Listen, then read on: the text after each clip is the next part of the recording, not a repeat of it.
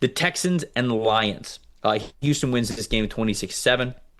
Houston's top 5 graded players that we had in this one: cornerback Arthur Mallett with a 90.4 overall grade at the number 1 spot. Edge rusher Dylan Horton with an 83.0. Wide receiver Cornell Powell with an 82.0. Safety Jalen Mills with an 81.3. And then linebacker Jake Hansen with a 79.8.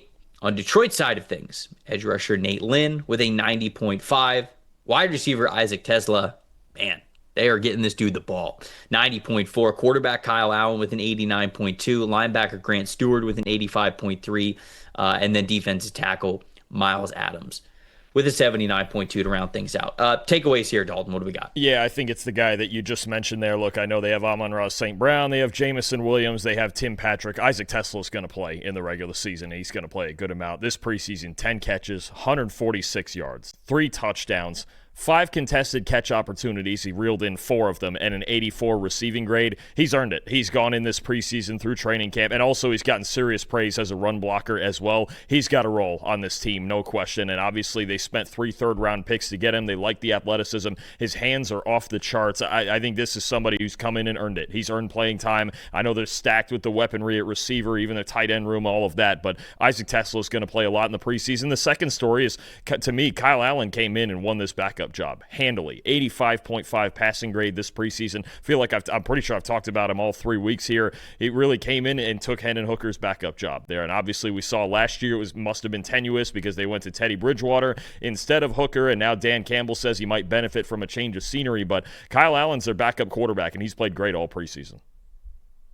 Might have to get you a Kyle Allen jersey at some point before the season starts with how much you'd be caping for the guy. No, but I think that it's obviously warranted with how well he's been playing. I'll switch to Houston side of things, right? A big question mark that we have with the Houston Texans coming into the season with their offensive line. Ariante Ursery has looked good as a pass protector at one of those offensive tackle spots, so you feel good about that. Ed Ingram, who struggled when he was with the Minnesota Vikings, has looked good with Houston when he has been out there so far this preseason. 89.0 overall blocking grade and a 90.1 run blocking grade there from Ed Ingram. So it's good to see the good numbers. Now, obviously, you got to get the best 5 out there. You got to get a group that you feel good about where you're not changing the lineup every single week. Those guys can get some chemistry. And, of course, regular season in the NFL is a lot different than in the preseason. But it's good to still see the high grades from these guys and some hope on the Texans' offensive line, right? I mean, we talked about, okay, Dallas, they didn't do anything to their defensive line. I think that Houston's kind of the opposite, right? They looked at their trench issues and they threw a ton of resources